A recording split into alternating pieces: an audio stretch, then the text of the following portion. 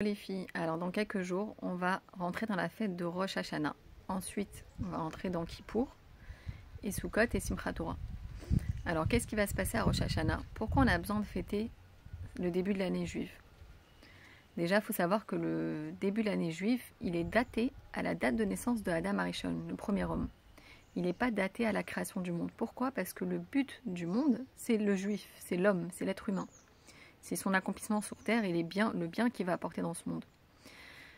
Et le deuxième point qui est important à savoir, c'est qu'à Rosh Hashanah, on va sonner le shofar pour se reconnecter avec la source divine. C'est-à-dire que la veille de Rosh Hashanah, Dieu, il a arrêté de régner. Ça veut dire que finalement, sa volonté de régner sur terre, elle est arrivée à épuisement. Toute l'année, il a régné. Et juste la veille de Rosh Hashanah, la volonté divine de régner sur cette terre, elle est retirée dans les mondes divins. C'est comme si que Dieu il se retire dans ses propres palais. Et c'est exactement ça. C'est pour ça qu'au mois de Elul, on dit que le roi est dans les champs. Il est à portée de main de tout le monde et il reçoit tout le monde avec un visage bienveillant.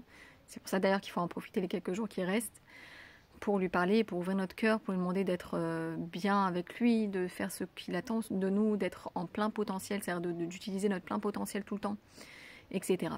La veille de Rosh Hashanah, Dieu, il retourne à sa source dans ses palais et il n'a plus vraiment envie de régner sur terre. Pourquoi continuer, finalement?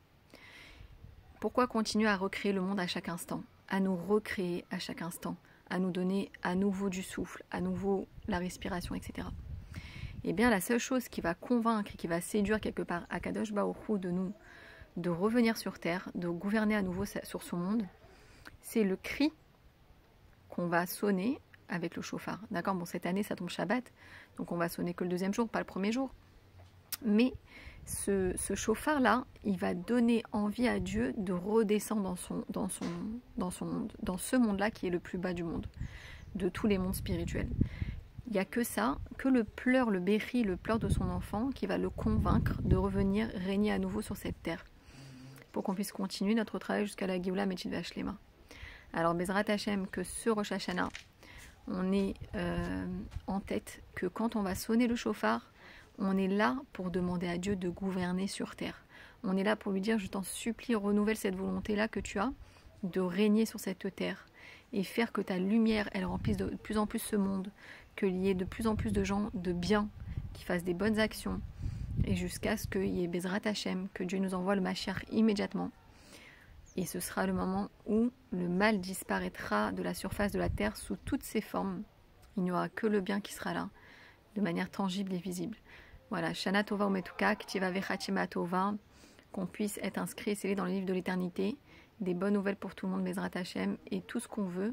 Ce qu'il faut dire à Dieu, quand on est à la synagogue et qu'on va entendre le shofar, qu'on va prier dans le marzor, c'est « je m'en fous de tout ». En fait, tout ce que je veux, c'est que tu règnes. C'est de te voir, de prendre le café avec toi, que tu règnes sur terre à nouveau, concrètement, qu'on puisse te voir et te parler. Voilà, des bonnes nouvelles, à très bientôt, ma chère.